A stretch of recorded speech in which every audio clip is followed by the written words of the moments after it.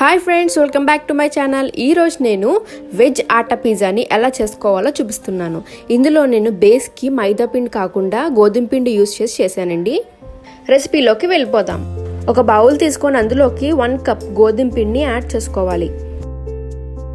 ఒక బౌల్లోకి కొంచెం గోరువెచ్చగా కాసుకున్న నీళ్ళు తీసుకున్నానండి. అందులోకి 1/2 టేబుల్ స్పూన్ పంచదార అండ్ 1 టేబుల్ స్పూన్ ఈస్ట్ని యాడ్ చేస్తున్నాను. ఇక్కడ మీకు ఈస్ట్ లేకపోతే అస్సలు వర్రీ కాకండి, దీనికి ఆల్టర్నేటివ్ ఏంటో నేను చెప్తాను.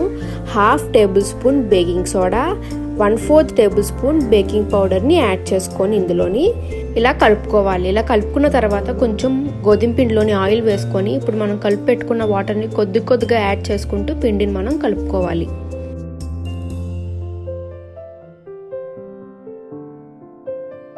పిండిలోని చిటికెడు ఉప్పుని యాడ్ చేసుకోవాలి.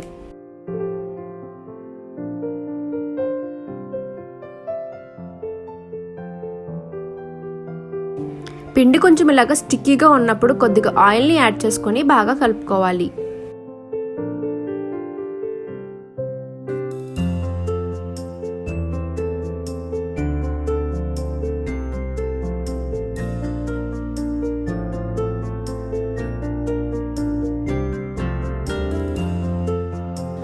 చూసారు కదా, పిండిని ఇలా బాగా కలుపుకున్న తర్వాత మనం దీనికి మూత పెట్టి లేకపోతే ఒక క్లాత్ని కొంచెం తడిపి పైన ఇలా వేసుకొని ఒక 30 నుంచి 45 నిమిషాల వరకు ఇలాగ ఉంచాలి.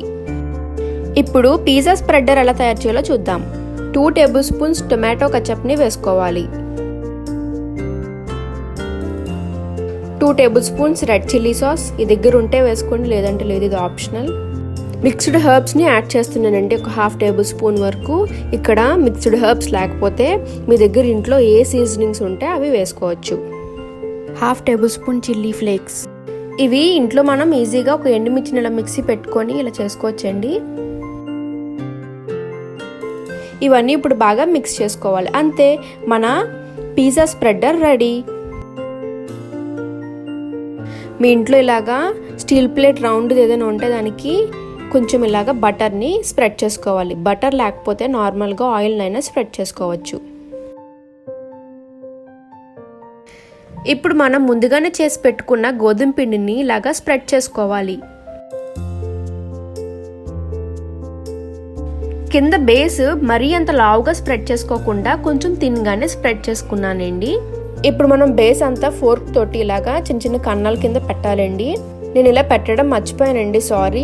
నేను టాపింగ్స్ అన్నీ వేసాక లాస్ట్ని పెట్టాను. ఇప్పుడు మనం పిజ్జా స్ప్రెడర్ని బేస్ అంతా స్ప్రెడ్ చేసుకోవాలి.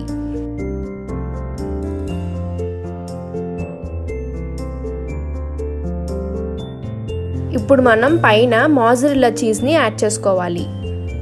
ఇది మనకి సూపర్ మార్కెట్స్లో ఎక్కడైనా అవైలబుల్గా ఉంటుంది.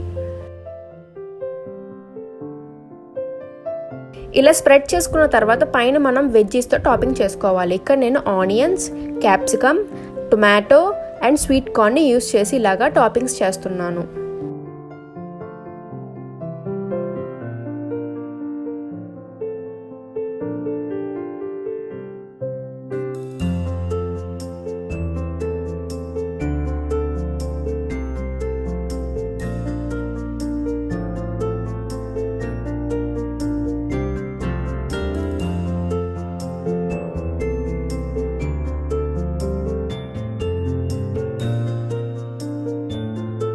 ఇలా వెజ్జెస్తోని టాపింగ్ చేసుకున్న తర్వాత పైన మళ్ళీ మాజరెల్లా చీజ్తోని ఫైనల్ లేయర్ వేసుకోవాలి.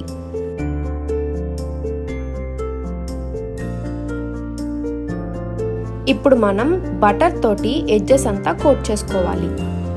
ఇలా చేసుకోవడం వల్ల ఎడ్జెస్ అంతా మంచిగా బ్రౌన్ కలర్లోకి కుక్ అవుతుంది.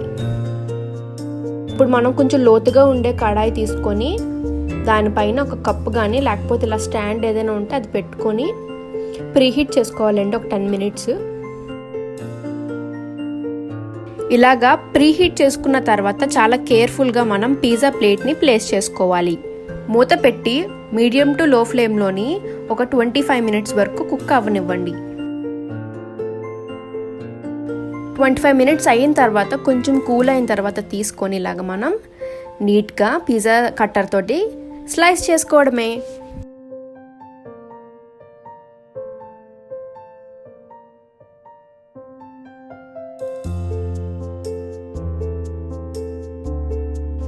ఎడ్జెస్ అంతా కూడా బాగా కుక్ అయింది. ఇప్పుడు నేను ఒక పీస్ తీసి చూపిస్తున్నాను మీకు.